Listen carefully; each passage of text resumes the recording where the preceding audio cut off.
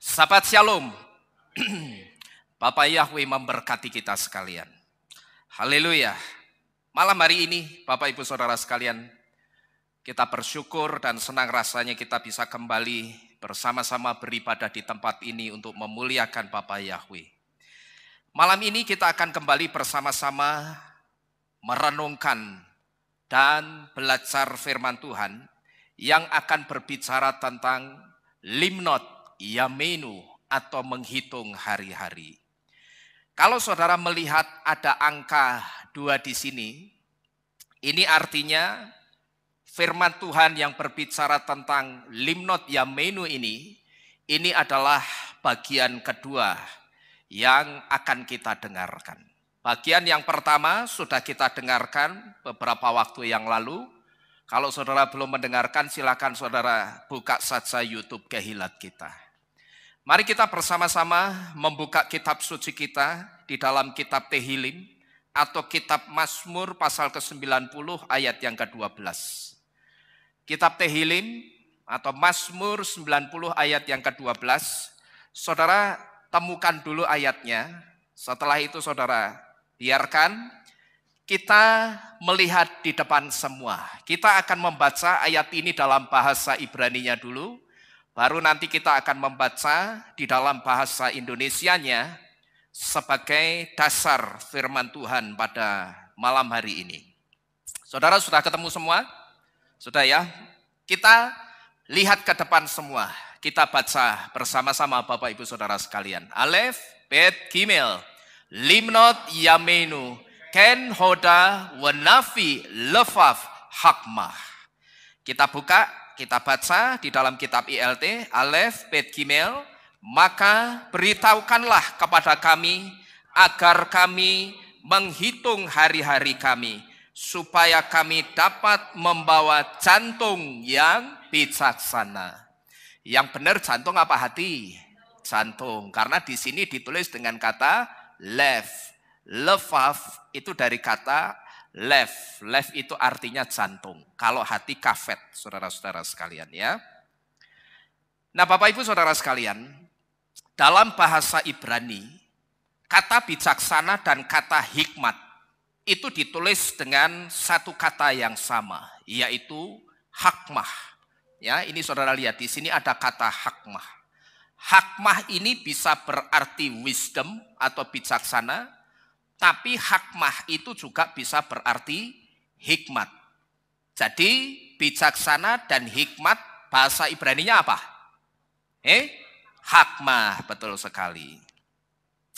Nah dulu kalau saudara perhatikan, di bagian pertama firman Tuhan yang berbicara tentang limnot Yamenu, kita sudah diberitahu kenapa dengan menghitung hari-hari kehidupan kita, itu akan membuat kita menjadi seseorang yang bijaksana.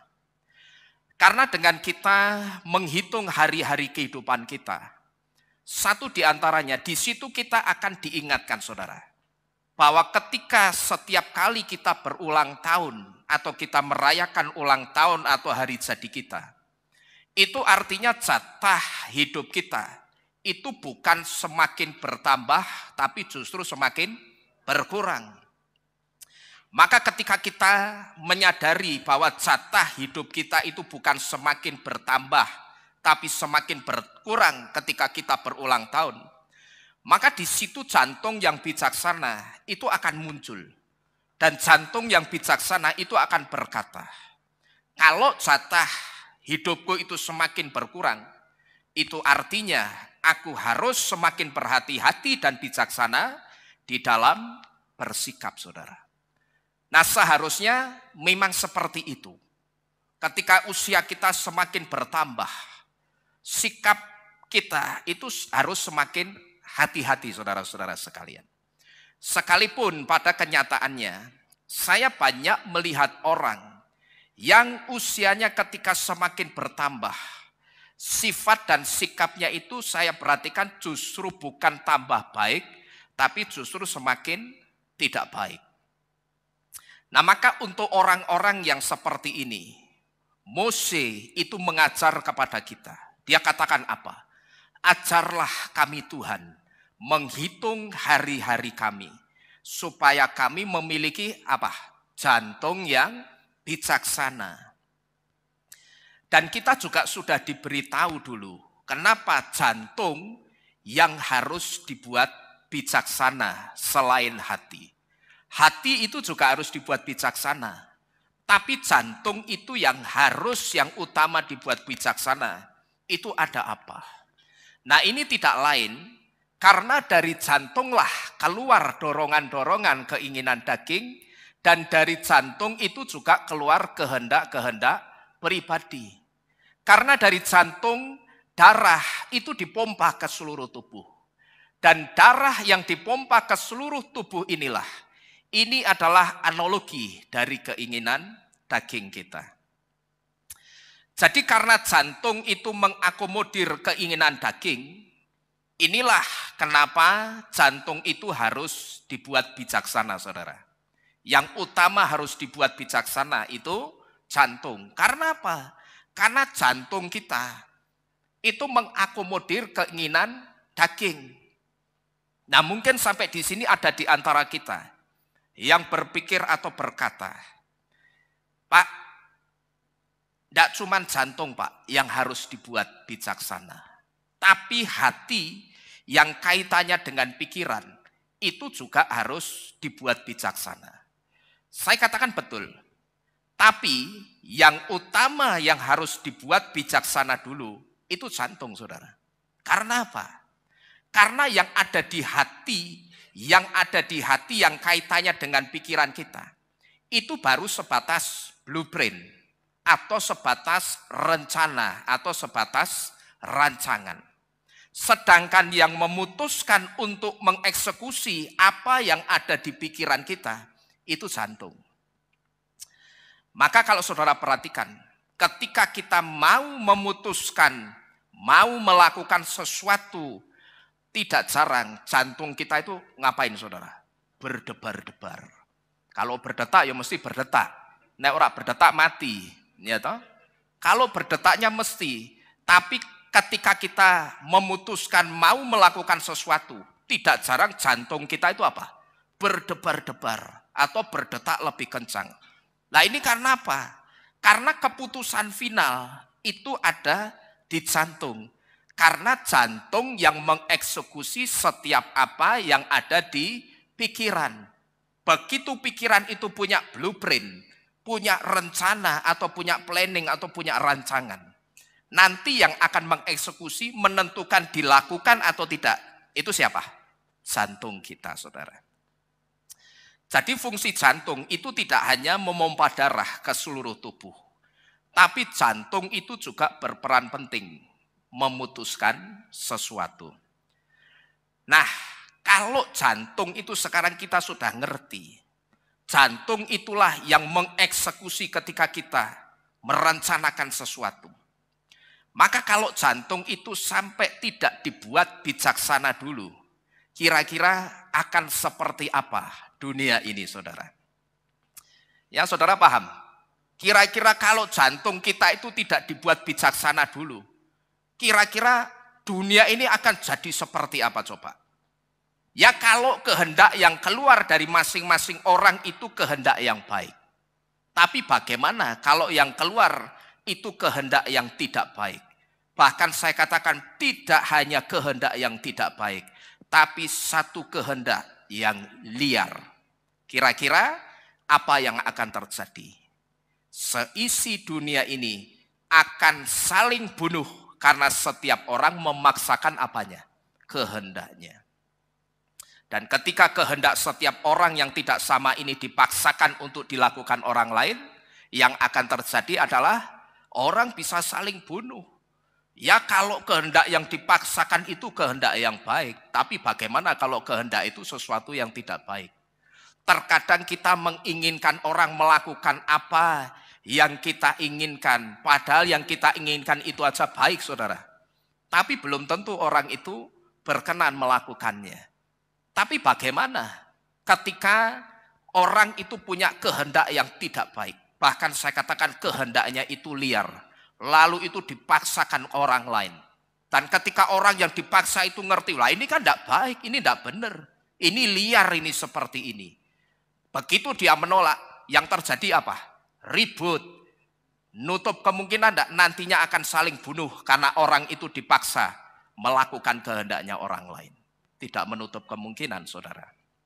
Ya, jadi inilah kenapa jantung itu harus dibuat bijaksana dulu. Nah, ini yang dulu sudah pernah kita dengar di bagian pertama dari firman Tuhan yang berbicara tentang limnot yamenu atau menghitung hari-hari. Hari ini kita akan mencari tahu, saudara, jantung yang bijaksana itu yang seperti apa? Atau kita itu harus bijaksana seperti apa? Dan dalam hal apa dengan jantung kita? Yang pertama, kita harus bijaksana dengan iman kita. Kita diberi pengertian ini datang dari huruf H di dalam kata hikmah yang artinya bijaksana. Di mana huruf H itu memiliki beberapa arti. Yang pertama, H memiliki arti man with arm raised atau orang dengan lengannya yang sedang terangkat. Tapi H itu juga punya arti kingdom atau kerajaan. Di mana kingdom atau kerajaan dan orang yang lengannya atau tangannya sedang terangkat ini dua-duanya sedang berbicara tentang iman, saudara. Maka yang pertama kita diberitahu, yang harus kita lakukan dengan jantung kita adalah bijaksanalah dengan imanmu. Orang yang lengan atau tangannya terangkat dan kingdom atau kerajaan itu berbicara tentang iman. Kenapa saya katakan orang yang tangannya sedang terangkat dan kingdom atau kerajaan itu berbicara tentang iman? Karena kalau saudara perhatikan, ketika tangan seseorang itu terangkat, itu adalah simbol dari penyerahan. Itu simbol berserah. Orang yang tangannya terangkat itu simbol penyerahan. Maka ketika polisi menangkap penjahat, seringkali mengatakan apa? Angkat tangan. Artinya disuruh apa? Menyerah, saudara-saudara sekalian. Dan ketika kita menyerahkan hidup kita kepada Tuhan, kepada Bapa Yahweh, itu juga saya sebut sebagai iman. Kenapa? Saya katakan menyerahkan hidup kita kepada Bapa Yahweh, itu saya sebut sebagai iman. Karena kita itu sedang menyerahkan hidup kita kepada satu pribadi yang tidak kelihatan kasat mata kita. Bapa Yahweh itu kelihatan tidak, saudara? Tidak kelihatan. Tapi kita percaya Bapa Yahweh ada. Amin. Dan rohnya malam hari ini ada di tengah-tengah kita.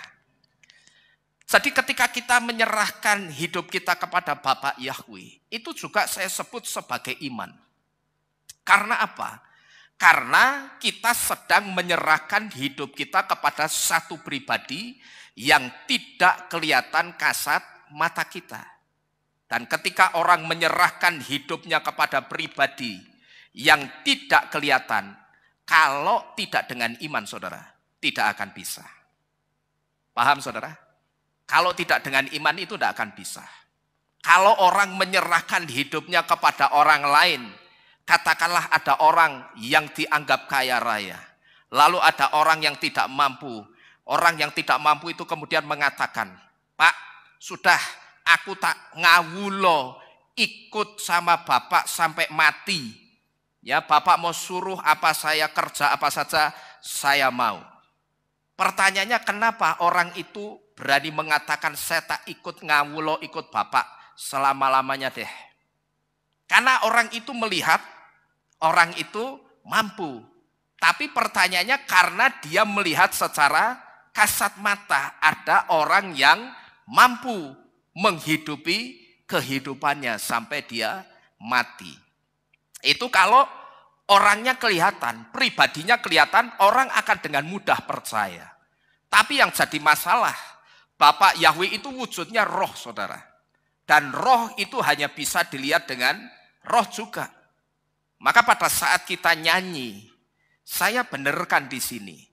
Lagu apa itu? Saat ku menyembahmu, rohmu bekerja. Lalu di lirik refrennya, itu kata-katanya yang lama apa? Ku angkat hatiku. Terus apa? Memandang kekudusanmu. Saudara ngerti? Kataku angkat hatiku. Itu jelas. Kata-kata itu artinya yang mengangkat hati kita itu siapa? Kita sendiri atau Bapak Yahweh? Kita sendiri. Karena kata-katanya apa? Ku angkat hatiku memandang kekudusanmu. Sampai kapanpun saya katakan tidak akan pernah bisa kita memandang kekudusan Bapak Yahweh. Karena apa? Bapak Yahweh itu wujudnya ruah atau roh. Roh itu harus dipandang atau dilihat sama-sama dengan roh. Maka kata-katanya yang benar itu bukan ku angkat hatiku, tapi angkatlah ruahku memandang kekudusanmu. Maka dengan demikian kita sedang minta roh kita itu diangkat melihat kekudusannya Bapak Yahweh. Pertanyaannya yang ngangkat roh kita siapa? Bapak Yahweh atau kita sendiri? Bapak Yahweh. Kalau Bapak Yahweh yang mengangkat roh kita supaya kita bisa memandang kemuliaan Bapak Yahweh, bisa enggak kita memandang kemuliaan Bapak Yahweh? Bisa. Karena roh harus dilihat sama-sama dengan roh, saudara-saudara sekalian. Jadi, Bapak Ibu Saudara sekalian, menyerahkan hidup kepada pribadi yang tidak kelihatan, kalau tidak dengan iman, itu tidak bisa. Maka tadi saya katakan, man with arm raised atau orang yang lengannya sedang terangkat ke atas ini sebetulnya simbol atau berbicara tentang iman. Nah demikian pula dengan kata kerajaan, itu juga berbicara soal iman. Kalau kita melihat di dalam kitab Matai atau kitab Matius pasal ke-6 ayat yang ke-33. Kalau saudara temukan di situ ada kalimat carilah dahulu kerajaan Elohim atau kerajaan surga dan kebenarannya. Kata kerajaan di situ itu juga berbicara soal apa? Iman. Karena mencari kerajaan surga itu tidak bisa dengan kacamata apapun selain dengan kacamata iman, saudara. Bahkan saya katakan ilmu teologi pun itu tidak akan pernah bisa mempelajari rahasia kerajaan surga. Sekalipun teologi itu artinya ilmu yang mempelajari Tuhan. Ya, teologi kan artinya apa? Theos dan logos. Theos itu Tuhan, logos itu ilmu. Berarti teologi itu ilmu yang mempelajari Tuhan. Tapi saya katakan sekalipun teologi itu ilmu yang mempelajari Tuhan, teologi tidak akan pernah bisa mempelajari tentang rahasia kerajaan surga kalau tidak dengan kacamata iman. Jadi dengan kata lain, kita hanya baru bisa melihat rahasia kerajaan surga itu kalau kita pakai kacamata apa? Iman. Karena apa? Karena Bapak Yahweh itu tidak akan pernah menyingkapkan rahasianya lewat ilmu akademis. Tidak, saudara. Bapak Yahweh itu tidak akan pernah menyingkapkan rahasia kerajaan surga lewat ilmu akademis. Tapi Bapak Yahweh itu hanya akan menyingkapkan rahasia Malkut Elohim atau kerajaan Elohim itu hanya dengan iman. Apalagi ada sekolah teologi yang mungkin tidak semua yang mengajarkan kita itu ngerti Yahweh itu memang Tuhan, nama Tuhan yang benar. Tapi nama Yahweh itu tidak boleh dipanggil karena nama itu terlalu kudus. Nah kalau ada sekolah teologi yang belum sudah ngajar seperti ini, doktrin muridnya seperti ini, saya katakan ya sudah. Sampai kiamat pun sekolah teologi itu tidak akan pernah ngerti rahasia kerajaan surga. Karena apa? Lah belum sang pemilik rahasia itu sudah diblok dulu. Itu nama yang sangat kudus, tidak boleh dipanggil. Ini kan namanya belum sudah ngeblok dulu, saudara. Nah kalau itu diajarkan ke muridnya, sampai kapanpun muridnya ngerti ini mau apa? Mose, Harun, Lukas, Yohanes, Yakobus, dan seterusnya. Berhenti sampai di situ. Tapi tidak akan pernah ngerti kenapa Yesua itu sampai melarang kita khawatir. Tidak akan ngerti. Paling jawabannya apa? Oh ya, karena Tuhan melarang. Lalu paling banter kedua jawabannya apa? Ya karena dengan kita khawatir, kitab suci kan sudah memberitahu, itu tidak menambahkan satu hasta pada usia kita. Padahal kalau kita minta hikmat dan kita masuk ke akar Ibrani, kita lihat kata khawatir dari pola Ibrani, akar Ibrani, kita akan ngerti betul kenapa Yesua itu melarang kita khawatir. Yesua melarang kita khawatir karena Yesua ngerti di dalam kekhawatiran itu ada satu energi negatif yang sangat besar yang namanya curse atau kutuk. Maka ketika orang itu sedang khawatir, sebetulnya orang itu tanpa dia sadari dia sedang menyingkirkan energinya Tuhan yang namanya pertolongan keluar dari kehidupannya. Tapi di waktu yang bersamaan tanpa dia sadari juga dia menarik energi negatif dari luar yang bernama kutuk. Maka ketika orang khawatir, kitab suci memberitahu itu tidak menambah satu amah pada kumato. Tidak membuat kumatonya, perawakannya itu semakin baik. Tidak ada saudara, orang khawatir perawakannya semakin baik itu tidak ada. Yang ada orang khawatir itu boleh saudara perhatikan sedikit demi sedikit mulai dari kulitnya yang kisut, kakinya gapuk, lama-lama mati dewe.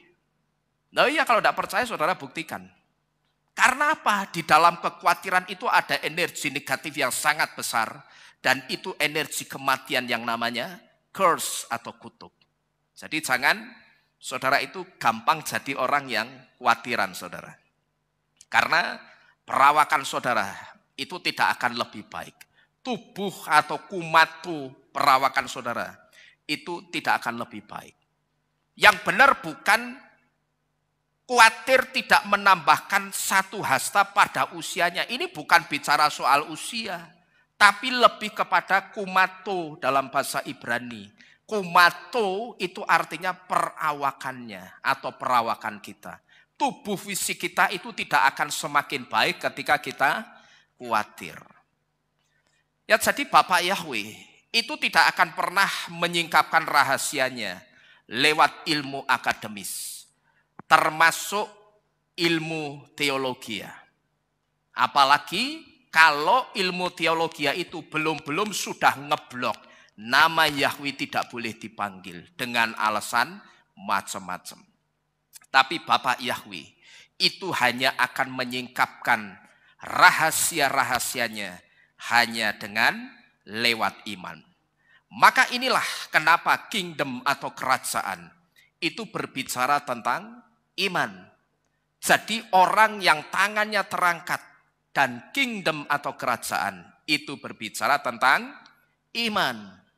Nah, lalu pertanyaannya sekarang saudara, kita itu harus bijaksana seperti apa dengan iman kita? Yang pertama kita akan lihat, bijaksanalah dengan imanmu, pandangan matamu jangan ke air atau jangan duniawi terus. Karena waktunya Yesua itu sudah semakin dekat saudara-saudara sekalian. Pengertian ini datang dari huruf het di dalam kata hakmah. Di mana huruf het itu memiliki arti secular atau sekuler. Sekuler itu apa? Sekuler itu hal-hal yang bersifat duniawi atau kebendaan, bukan yang bersifat iman atau kerohanian. Dan pengertian ini memberitahu kepada kita. Coba saudara buka kitab Shoftim atau Hakim-Hakim pasal ke-7 ayat yang ke-5. Di situ saudara perhatikan ada kata minum air. Saya bacakan buat saudara. Lalu Gideon atau Yerubbaal membawa rakyat itu turun minum air. Dan berfirmanlah Yahweh kepada Gideon, setiap orang yang menghirup air dengan lidahnya seperti seekor anjing menjilat, haruslah engkau memisahkannya. Demikian juga setiap orang yang menekuk lututnya untuk minum. Di sini saudara, saya pernah mencontohkan sikap yang baik di dalam mempersiapkan diri menjelang waktu kedatangan Yesua. Itu lewat cara minumnya orang-orang Israel. Jadi sikap yang baik mempersiapkan diri menjelang waktu kedatangan Yesua, menyongsong kedatangan Yesua, itu tidak hanya kisahnya bisa kita pelajari melalui perumpamaan gadis bijaksana dan gadis yang bodoh. Tapi lewat cara minumnya orang-orang Israel pada saat Bapak Yahweh itu suruh Gideon. Gideon, waktu itu orang-orang Israel itu ceritanya mau perang saudara sama orang-orang Midian. Cuman begitu Bapak Yahweh melihat, lah ini kok orang-orang Israel semeh perang melawan orang Midian ini jumlahnya kehmen. Wah ini kebanyakan ini jumlahnya. Dan ini harus dikurangi. Nah waktu itu Bapak Yahweh suruh Gideon. Gideon saring, filter orang-orang yang akan dipilih untuk ikut perang. Caranya bagaimana? Bapak Yahweh suruh filter orang-orang yang mau dipilih. Bapak Yahweh ngomong, kita pilih orang yang terbaik untuk ikut perang dengan orang-orang Midian. Cuman caranya bagaimana? Caranya Gideon itu suruh bawa orang-orang Israel itu minum saudara.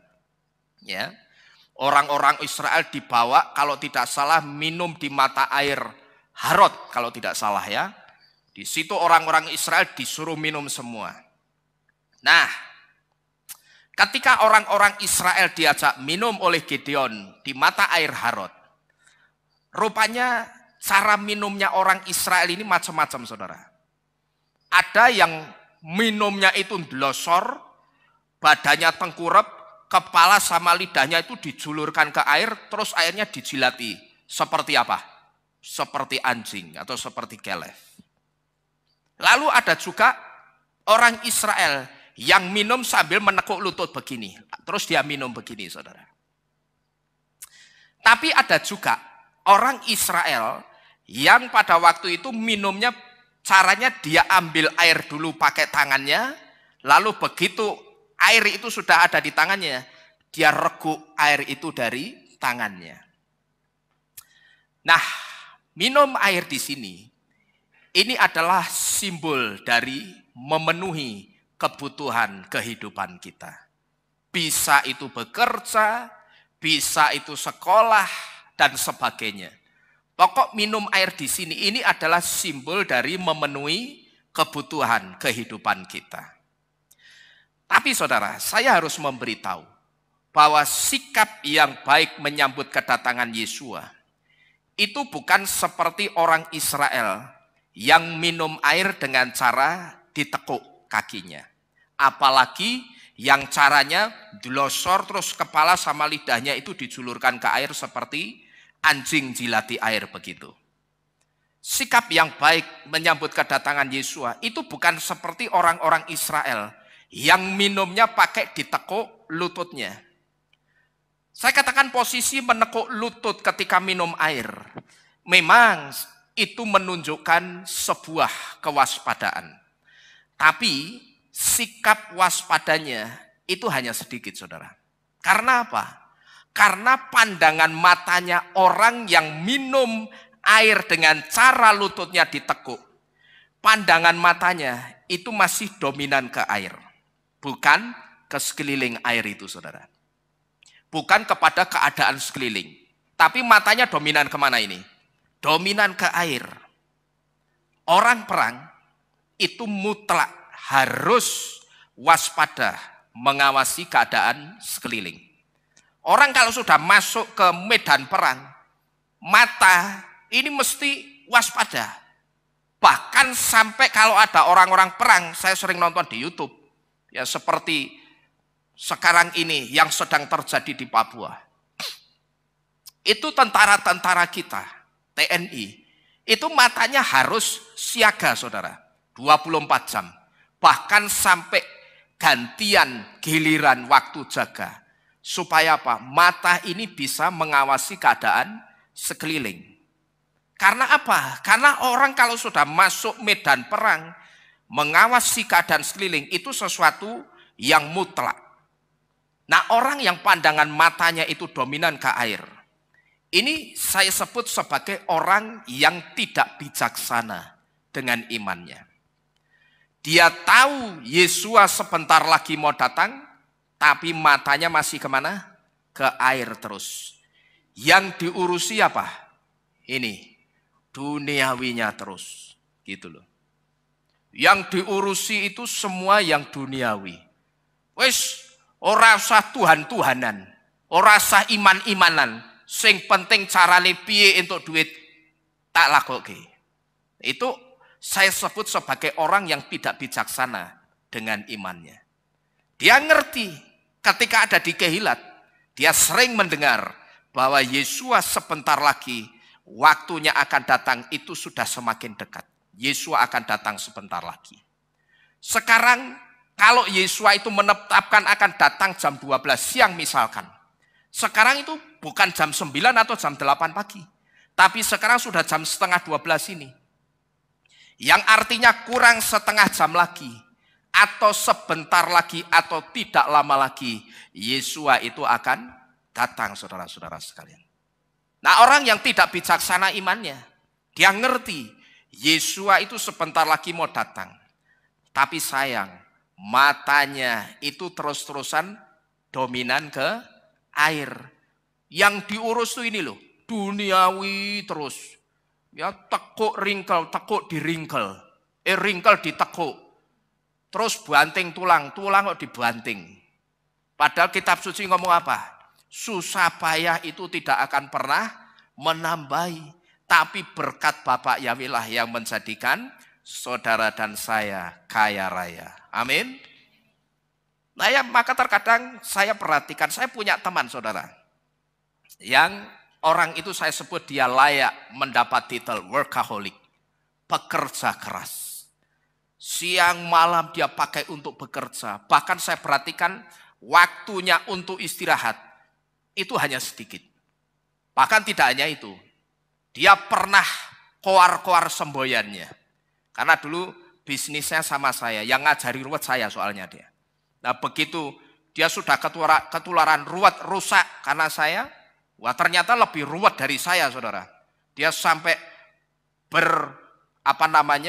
berkoar-koar. Dia bersemboyan. Wis pokok aku meh brengsek sih, mau kerja dengan cara apapun. Ngapusi orang, nipu orang, pokok aku mau kerja, sing penting aku dapat uang banyak. Terus nanti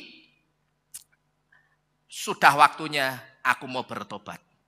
Maka ketika saya lihat di Facebooknya dia naik haji, wis wayahe ya, tak komen gitu saudara. Saya bilang, wis mari saiki, saya bilang begitu. Tapi wis badi akeh ya, saya bilang begitu. Nah yang ngerti cuma dia sama saya. Maksudnya apa? Karena dia dulu pernah ngomong sama saya begitu saudara. Dia pernah bersemboyan seperti itu. Nah orang-orang yang seperti ini saya sebut sebagai orang yang tidak bijaksana dengan imannya. Dia ngerti Tuhannya, juru selamatnya sebentar lagi datang, tapi matanya itu mikirnya masih duniawi terus.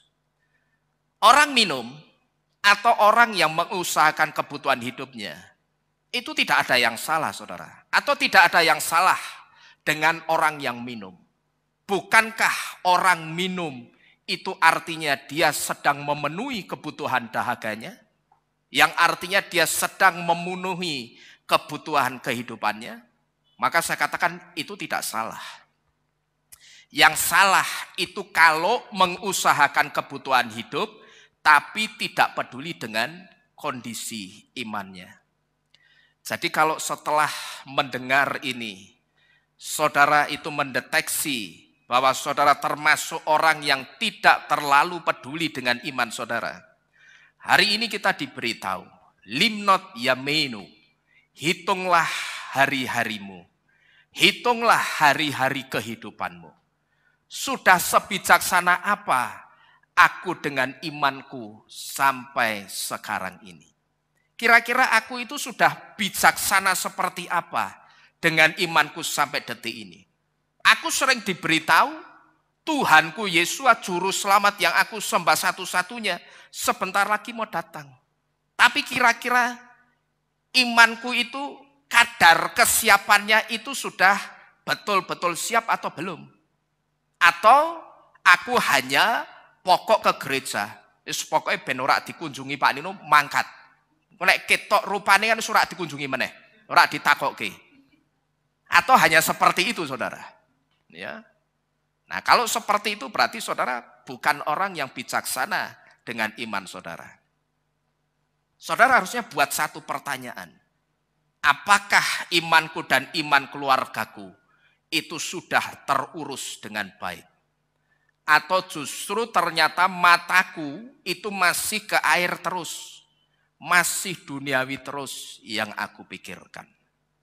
Ingat saudara, Yesua itu hanya datang untuk orang-orang yang excellent imannya.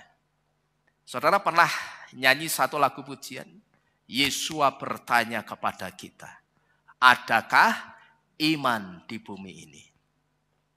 Yesua itu hanya datang untuk orang-orang yang imannya excellent, saudara. Yang imannya itu luar biasa, mencintai dan mengasihi Yesua. Orang-orang yang imannya excellent, itu orang-orang yang tidak pernah pusing dengan halangan atau rintangan yang menghalangi atau berusaha menjauhkan dia dari kasih Bapa Yahweh. Orang yang imannya excellent itu orang yang tidak pernah pusing dengan rintangan apapun, masalah apapun yang akan menghalangi perjalanan imannya, ketaatannya untuk setia beribadah atau setia melayani. Itu orang yang imannya excellent seperti itu, saudara. Nah, kira-kira sekarang ini silakan saudara deteksi kualitas imanmu itu seperti apa. Apakah aku tipe orang yang ketika baru hujan sudah balik tidak jadi ibadah, kerungkelan selimut lagi, ngeringkel? Atau wah ini kan cuma hujan air, ini belum ada apa-apanya dengan yang dialami Yesua dulu. Yesua dulu harus mikul bonggol kayu salib dan betapa hatinya itu hancur. Karena yang dia pikul itu adalah satu kayu, tempat di mana dia nanti akan disalibkan di situ. Kira-kira bagaimana perasaan Yesua, saudara? Dia mikul alat pembunuhnya sendiri. Ya, dia akan mati di situ, dia ngerti. Dan kejamnya orang-orang yang menyiksa Yesua, dia tidak hanya menyiksa tubuh fisiknya, tapi dia siksa psikologinya Yesua. Dia siksa mentalnya Yesua. Caranya bagaimana? Suruh bawa kayu yang nantinya di kayu itu ditaruh tubuhnya gantung di situ. Bayangkan saudara. Ya, dalam perjalanannya Yesua gembol kayu segede itu. Yesua ngerti nanti di kayu ini aku akan disalibkan. Ini sama seperti kisahnya Abraham dan Yitzhak. Perjalanannya ke tanah Moriah untuk mengorbankan anaknya. Kalau sampai saat itu, kalau detik itu Bapak Yahweh tidak menggantikan Yitzhak itu dengan domba, maka itu artinya itu adalah hari terakhir Abraham berjumpa dengan Yitzhak. Dia tidak akan berjumpa lagi, saudara. Itu adalah hari terakhir Abraham berjumpa dengan Yitzhak. Tapi apakah Abraham itu kemudian Yitzhak balik wis ora usah. Balik putar arah begitu, saudara? Oh tidak. Dia tetap lanjutkan perjalanan ketaatannya. Dan buktinya apa? Ketika Abraham itu bulatkan tekadnya untuk taat, justru Bapak Yahweh yang tidak rela kalau Yitzhak itu disembelih.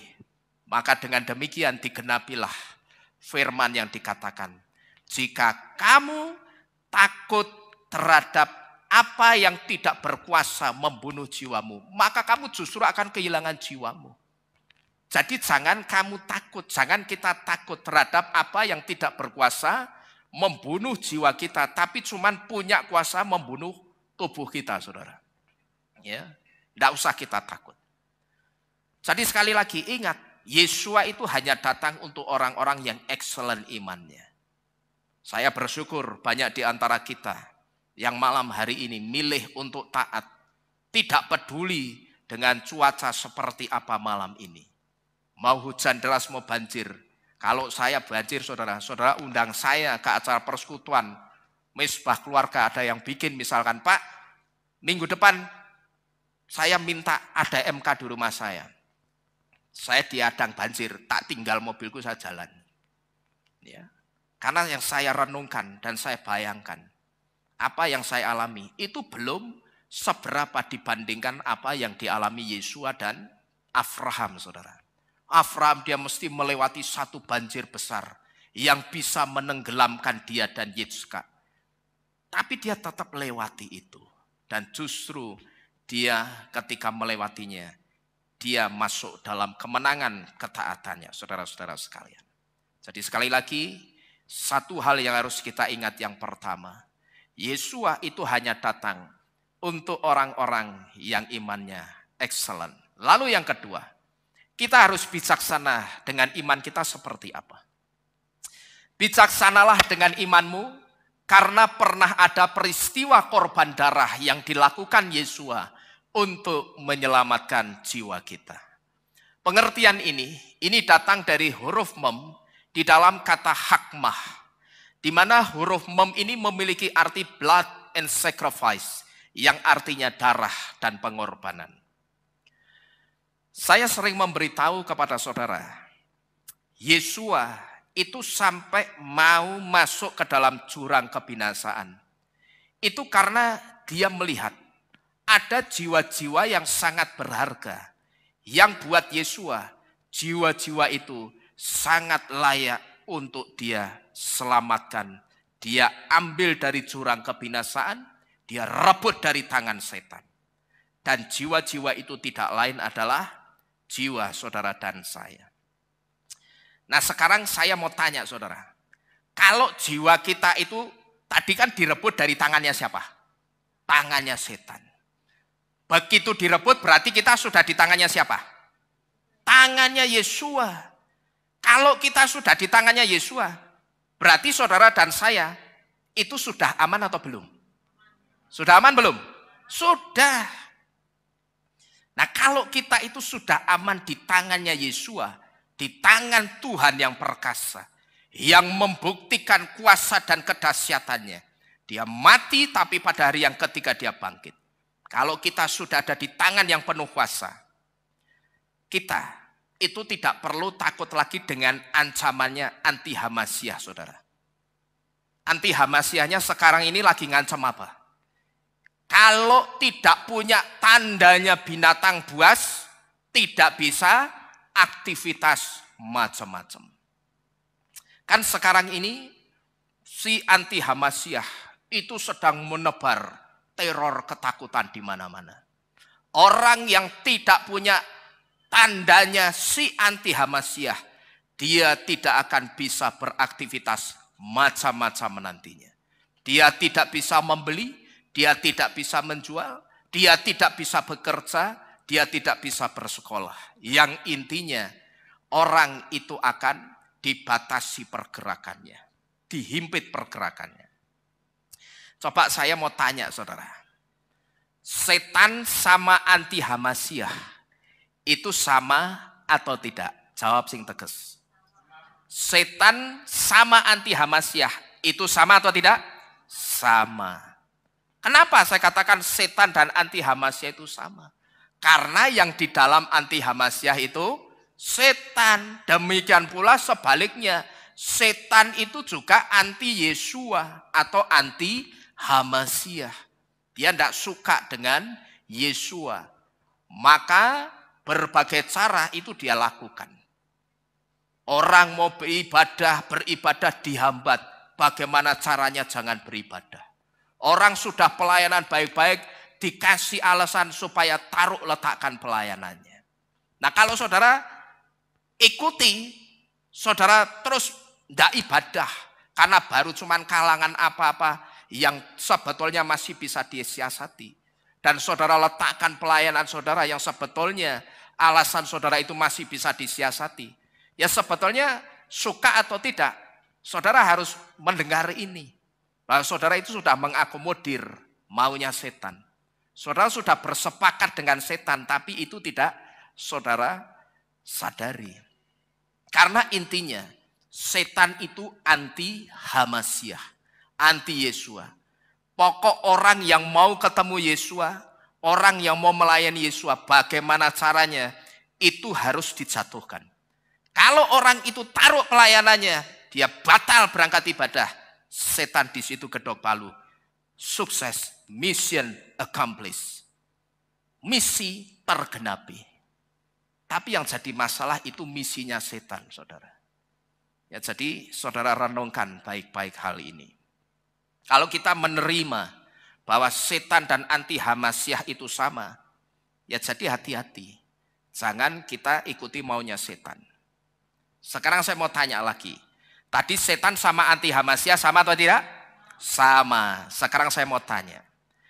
Kalau Yesua sudah merebut jiwa kita dari tangannya setan, perhatikan baik-baik.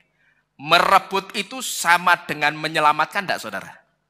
Merebut dan menyelamatkan sama atau tidak? Sama.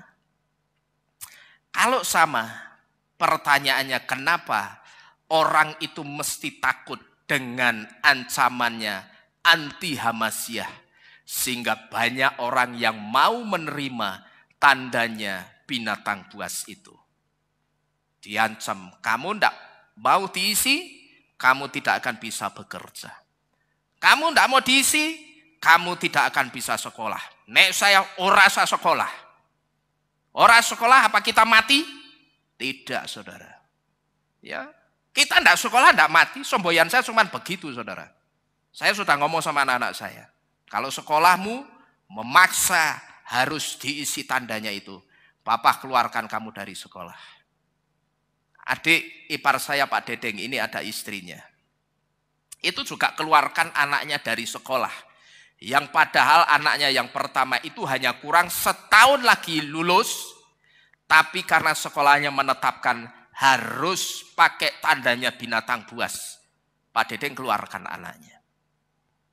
Dan jangan dikira keluarkan anaknya masuk ke sekolah yang baru itu tidak pakai duit. Duitnya itu kalau buat kita pesta itu mungkin 3 hari 3 malam tidak habis untuk masukkan sekolah anaknya ke tempat yang baru, yang tidak mengharuskan pakai tandanya binatang buas itu. Artinya bukan uang yang sedikit, uang banyak. Tapi itulah harga sebuah ketaatan, saudara. Secara nominal manusia, bagi manusia itu besar. Tapi untuk sebuah ketaatan itu tidak ada artinya sama sekali. Saya percaya Bapak Yahweh pasti memperhitungkan orang-orang yang taat seperti ini. Tapi kalau saudara nurut begitu saja, saudara diancam tidak bisa kerja kalau tidak pakai diisi tanda itu. Terus tidak bisa sekolah kalau tidak diisi barang itu. Nek saya ora usah sekolah. Nek saya ora sekolah ora mati. Nek saya cuma begitu. Kan masih ada homeschooling, masih bisa ya toh. Terus bagaimana Pak? Lah nanti kalau aku tidak diisi. Sedangkan perusahaanku itu perusahaan plat merah. Kalau aku tidak mau menerima tanda itu, maka aku akan dipecat. Kalau sampai saudara dipecat, tangkap pecatnya saudara itu dengan iman. Saudara katakan apa? Bahwa aku yang sekarang ini sedang dipecat. Itu karena aku sedang dipercayakan Bapak Yahweh untuk memegang satu perusahaan yang besar milikku sendiri. Amin. Berani tidak saudara ngomong begitu? Ya, dikailat berani, tapi nanti begitu. Ini ya, siap tak gedok iki. Ya, tak gedok saiki iki. Kamu terima atau fire, pecat. Mikir-mikir bagaimana ya, gajinya sudah puluhan juta, tapi harus dipecat. Kalau saudara sampai dipecat, tangkaplah pemecatan saudara itu dengan iman. Bahwa ketika aku dipecat ini, Itu karena aku sedang dipercayakan Bapak Yahweh satu perusahaan yang besar milikku sendiri dari Bapak Yahweh. Amin saudara. Berani ya. Nanti ancamannya anti Hamasya itu akan semakin kuat loh ke depannya. Saya sudah memberitahu. Kalau dulu orang yang datang ke tempat di mana orang akan diisi. Tapi nantinya mereka yang akan jemput bola, saudara. Mereka akan jemput bola, mereka datang ke rumah-rumah. Sudah diisi? Belum, harus diisi. Bagaimana kalau kita dipaksa? Apakah kita ya wisnya?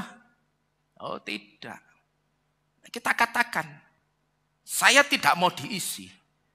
Itu karena iman saya tidak menerima tandanya binatang buas. Saudara katakan seperti itu. Kalau mereka, saudara deteksi, yang datang petugasnya bukan anak Bapak Yahweh atau bukan anak Tuhan, katakanlah bukan orang Kristen. Saudara katakan, kalau di iman saudara, ini namanya akidah, yang tidak bisa diganggu gugat. Soal iman itu tidak bisa diganggu gugat. Jadi kalau kami menolak, itu ada dasarnya, dan dasarnya itu bicara soal iman kami. Bukan karena apa-apa. Itu dasarnya iman kami. Iman kami tidak menerima tandanya binatang buas. Karena di kitab suci saudara tidak pernah dinubuatkan tentang tanda ini. Tapi di kitab suci kami sudah dinubuatkan kemunculan tanda ini. Maka kami menolak. Begitu saudara-saudara sekalian. Jadi jangan kita itu gampang menyerah dengan keadaan. Siasati apapun yang coba menghalangi kita.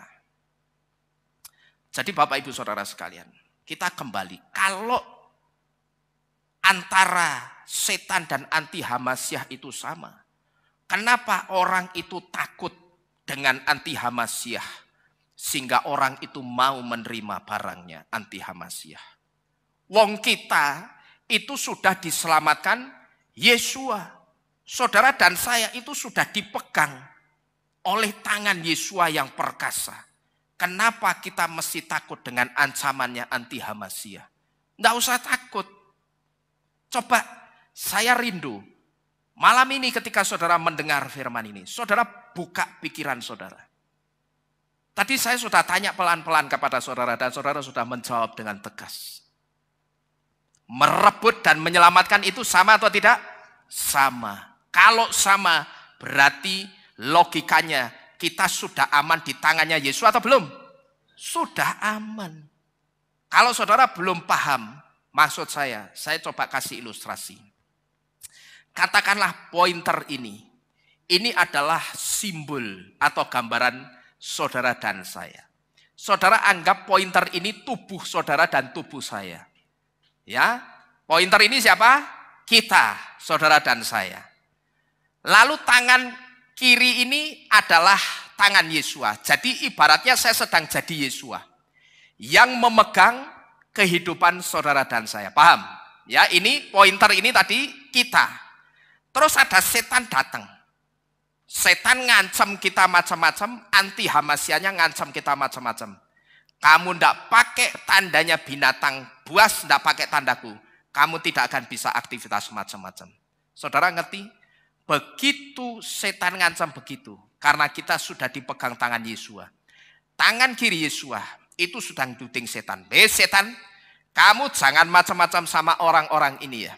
Karena orang-orang ini sekarang sudah jadi milikku. Dia sudah aku rebut dari kamu. Maka dengan demikian sekarang orang-orang ini bukan milikmu lagi, tapi orang-orang ini adalah milikku. Karena kita dipegang tangan siapa? Yesua. Berarti aman tidak kita saudara? Saudara buka pikiran saudara.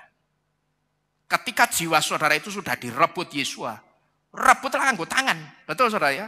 Direbut pakai tangan jeret, terus dipegang begini.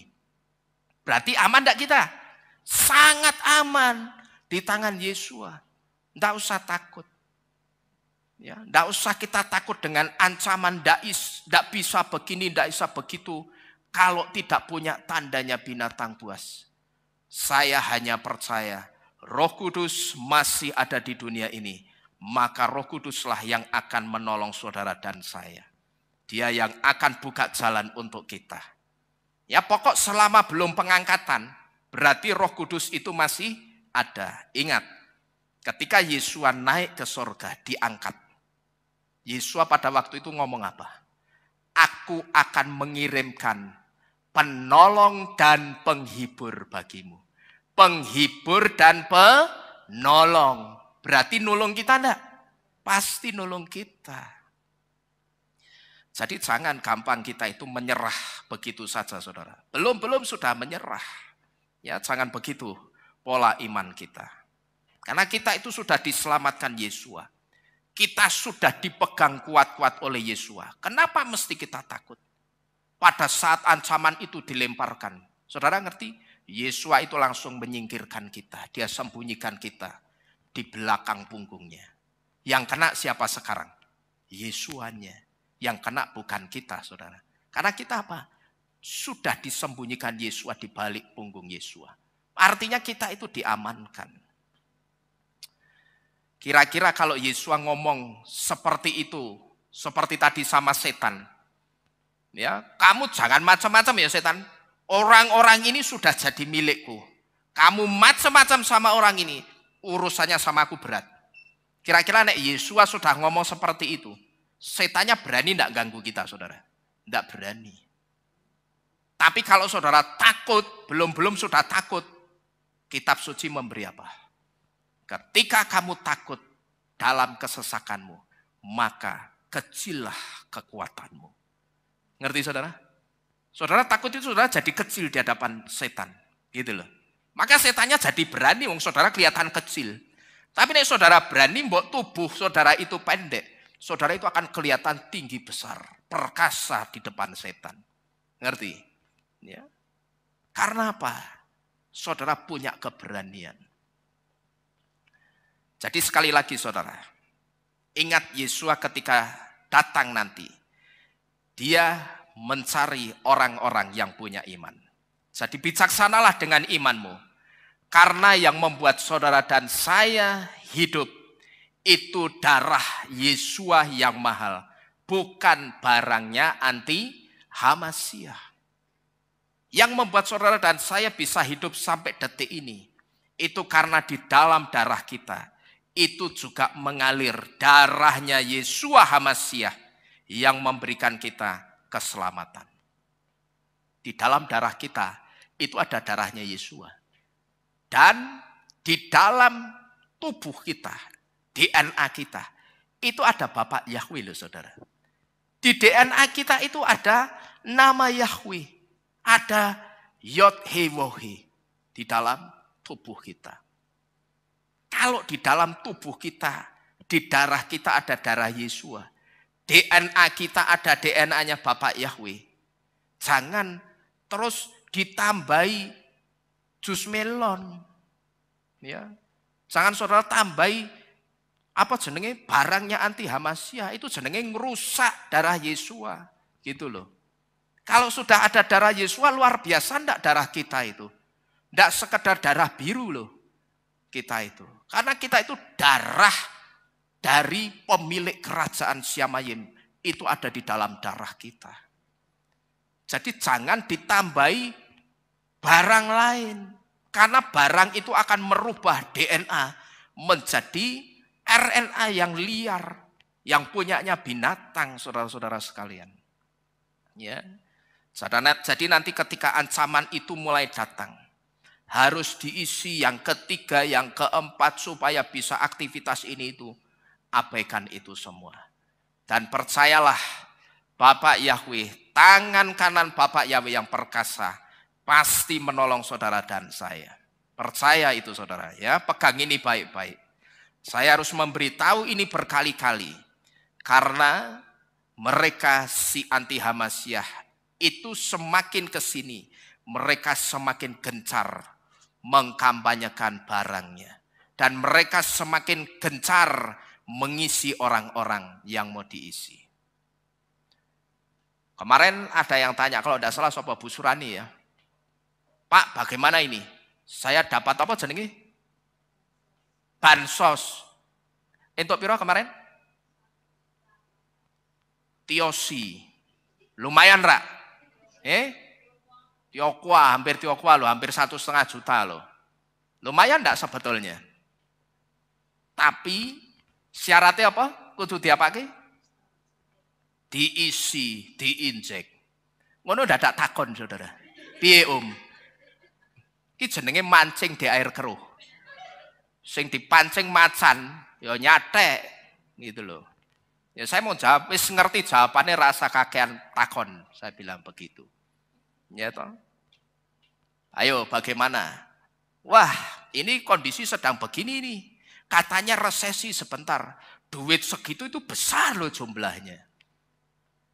Nah kayak segitu, saya dikasih 2 triliun diisi wegah. Ngapain setelah diisi itu saya dikendalikan?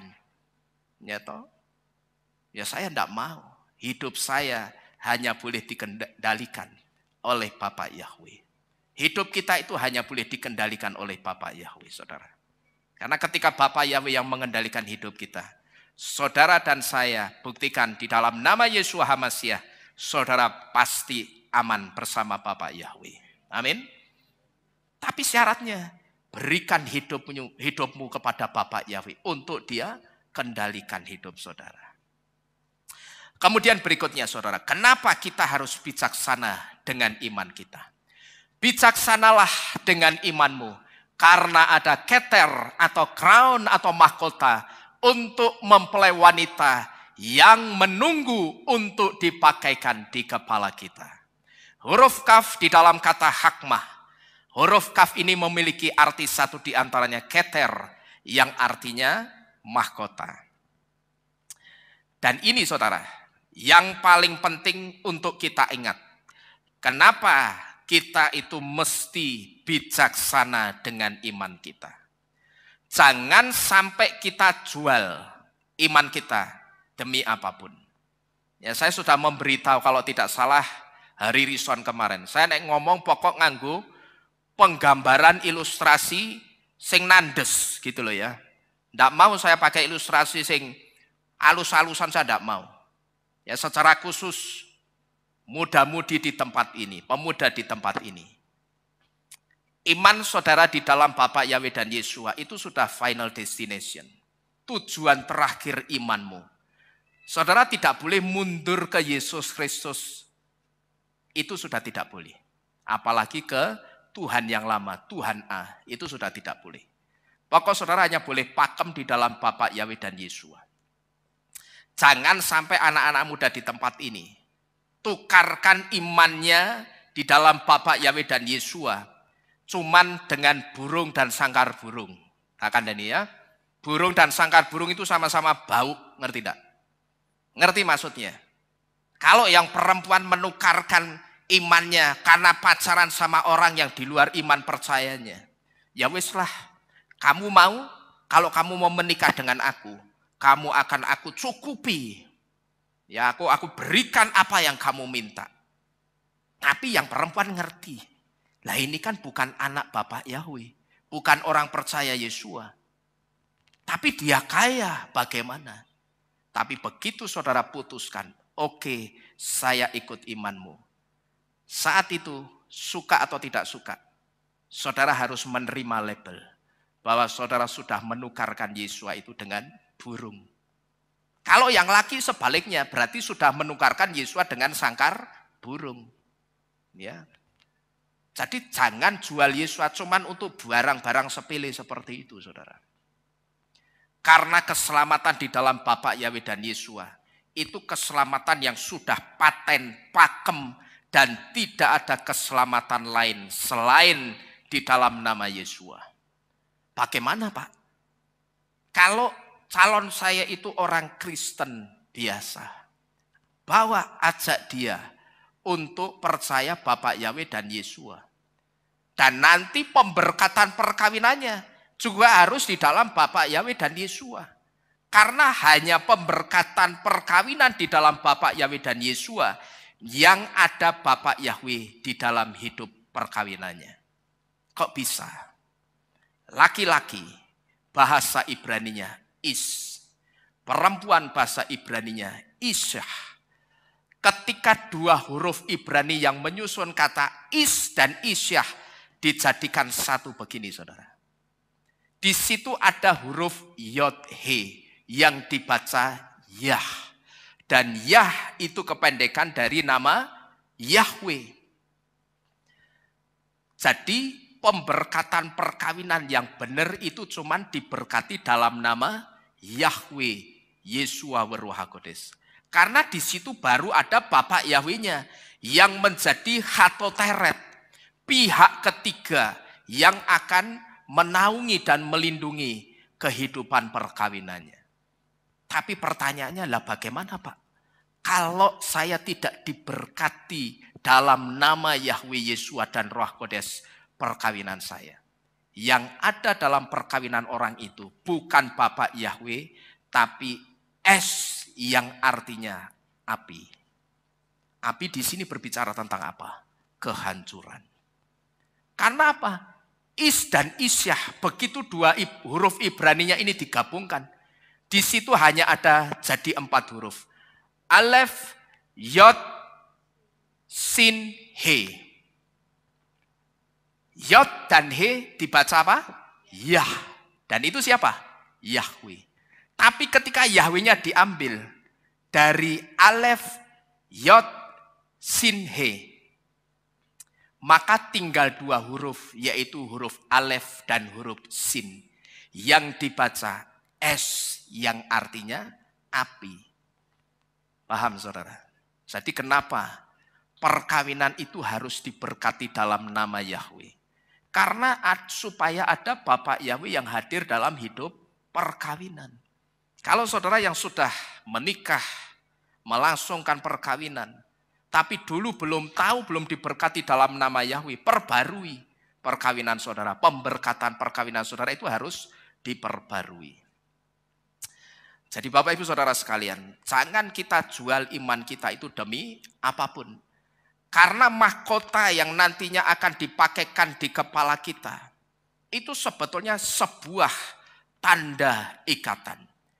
Perhatikan baik-baik. Mahkota yang nantinya akan dipakaikan di kepala kita seperti ini. Mahkota ini sebetulnya tanda ikatan saudara. Yang artinya orang yang di kepalanya ada mahkota ini. Itu artinya orang itu atau dia sudah diikat untuk jadi mempelainya Yeshua. Ini yang paling penting yang kita mesti ngerti. Jadi bijaksanalah dengan imanmu, karena ada keter atau mahkota untuk mempelai wanita yang sedang menunggu untuk dipakaikan, dikenakan di kepala kita. Lah pentingnya apa mahkota ini? Karena mahkota ini tanda ikatan. Artinya orang yang dipakaikan mahkota itu dia sedang diikat untuk jadi miliknya Yeshua. Gitu loh saudara. Tidak cuma tanda ikatannya pakai apa? Cincin. Tidak. Tapi mahkota itu juga tanda ikatan. Lalu garam itu juga bisa sebagai tanda ikatan juga. Tapi kalau kita berbicara tentang keter atau mahkota, mahkota itu juga sebagai tanda pengikat atau ikatan. Bahwa orang yang di kepalanya dipakaikan mahkota ini, dia sudah diikat untuk jadi miliknya, mempelainya Yeshua. Dan setelah bride's crown atau mahkota mempelai wanita itu dipakaikan di kepala kita, maka sejak saat itu kita akan dibawa Yeshua untuk masuk dalam prosesi selanjutnya. Nah ini yang saudara harus perhatikan baik-baik. Setelah bride's crown atau mahkota mempelai wanita itu dipakaikan di kepala kita, maka oleh Yeshua kita akan dibawa masuk dalam prosesi selanjutnya, yaitu masuk kupah atau masuk kamar pengantin. Huruf het di dalam kata hakmah kembali memberitahu kita. Huruf het memiliki arti kupah yang adalah kanopi perkawinan. Dan kupah di sini ini juga berbicara tentang kamar pengantin yang berbicara tentang pesta perjamuan kawin anak domba. Jadi saya berharap saudara pegang ini baik-baik.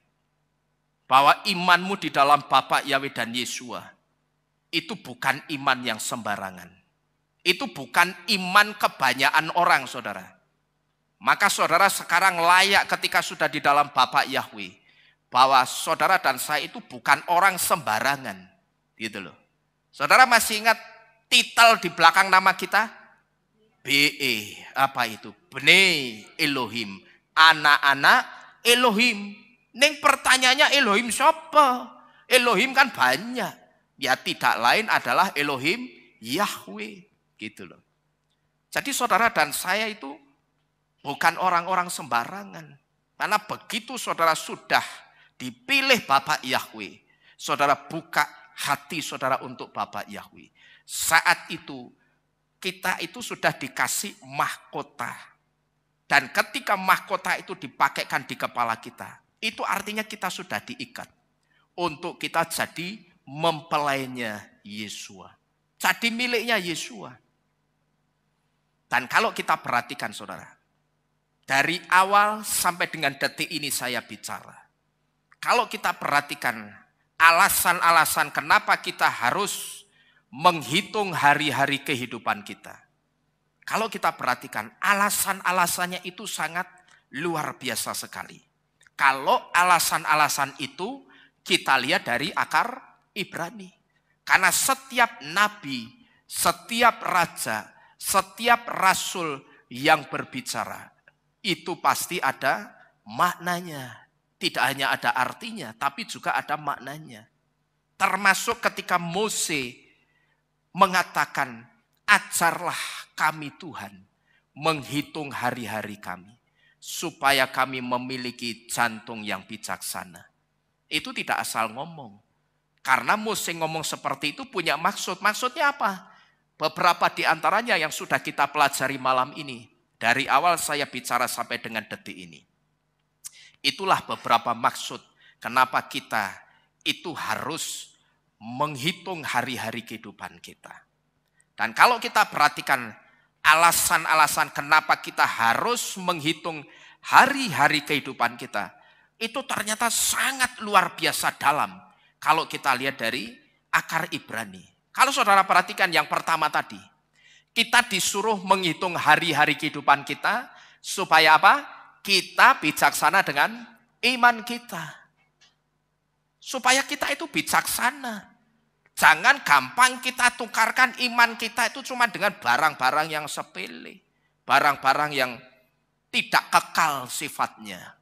Lalu kita disuruh bijaksana dengan iman kita. Supaya pandangan mata kita itu tidak ke air atau tidak ke duniawi terus.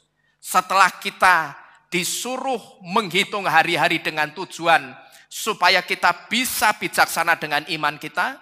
Begitu kita bisa bijaksana dengan iman kita, ternyata kita disuruh bijaksana dengan iman kita itu punya maksud. Supaya pandangan mata kita tidak ke duniawi terus. Karena waktunya Yesua untuk kembali itu sudah sangat dekat. Saudara renungkan sampai di sini. Yang perlu, yang butuh keselamatan itu Yesua atau kita saudara? Kita, pegang ini baik-baik.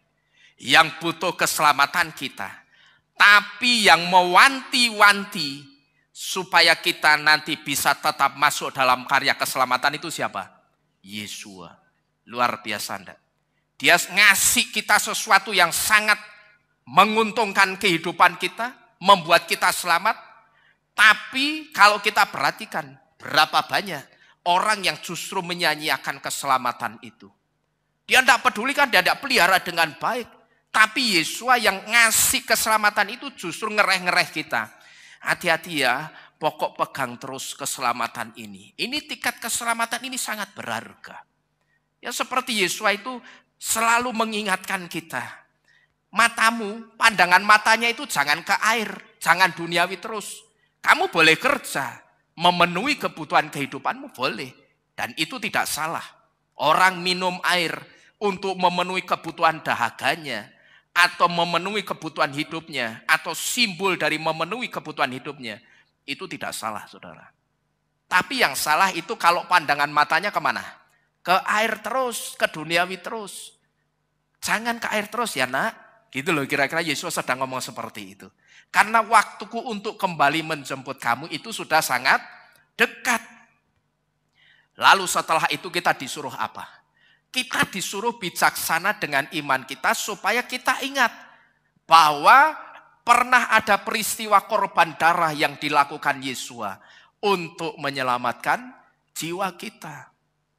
Jadi dengan kata lain, Yesua itu tidak cuma ngomong, Anoki haderek wuha emet wuha hayim.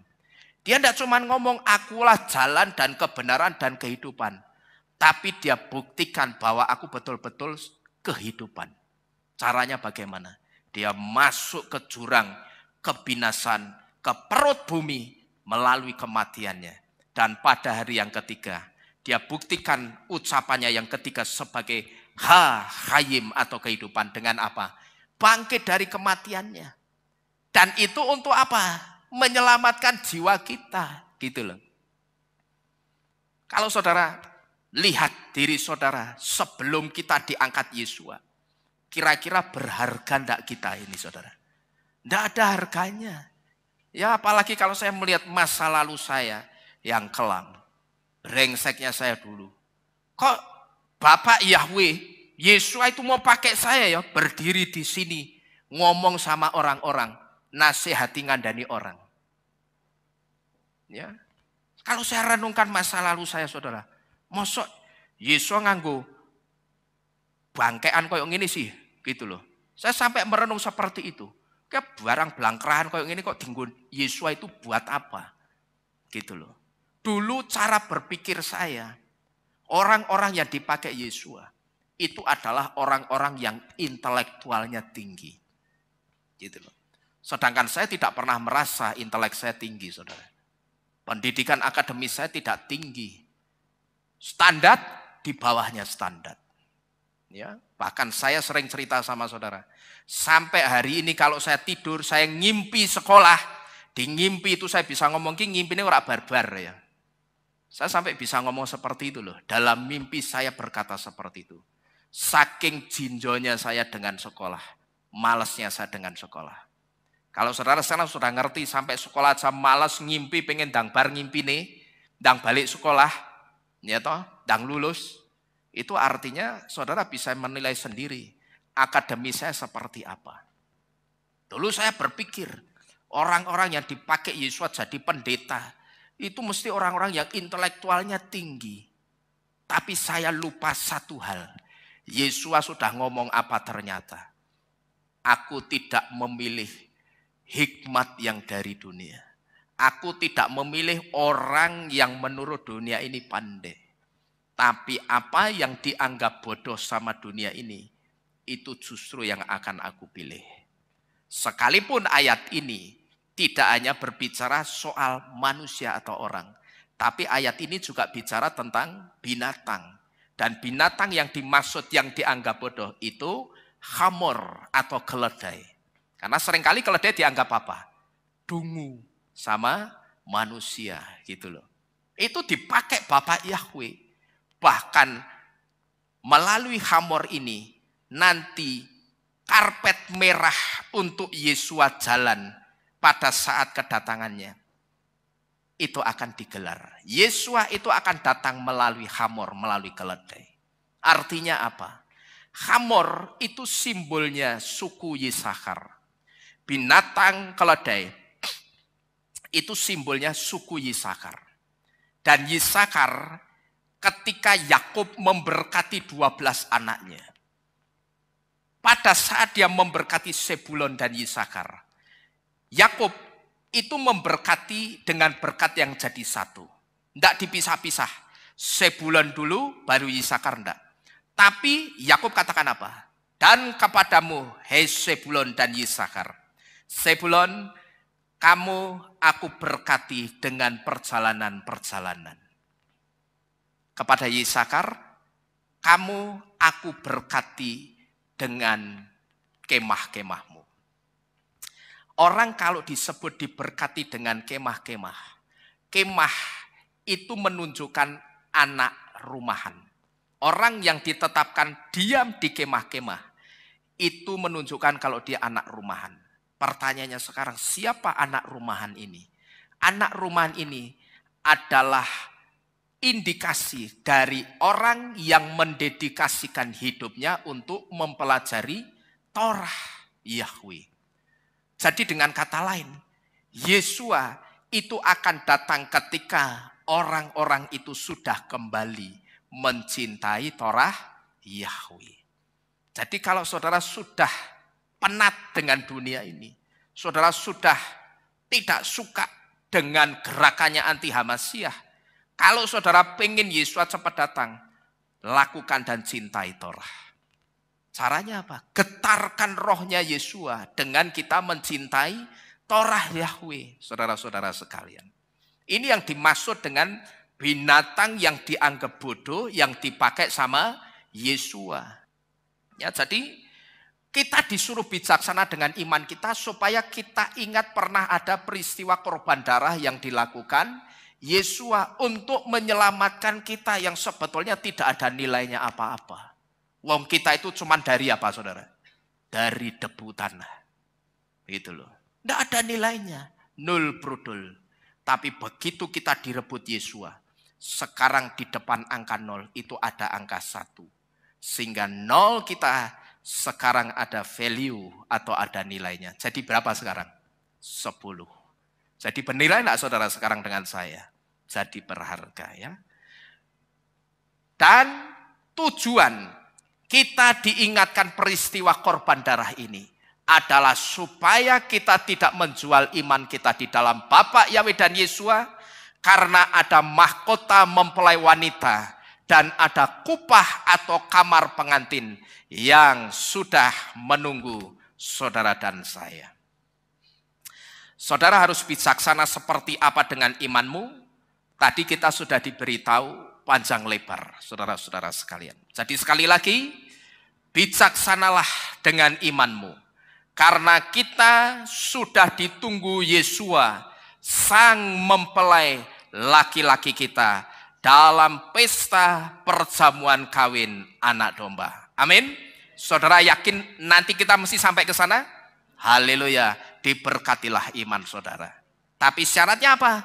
Bijaksanalah dengan imanmu, karena kita itu sudah ditunggu Yesua sang mempelai laki-laki kita di dalam pesta perjamuan kawin anak domba. Amin. Amin. Bapak Yahweh memberkati kita sekalian. Bersama-sama kita tunduk di dalam doa. Kita akan akhiri firman pada malam hari ini.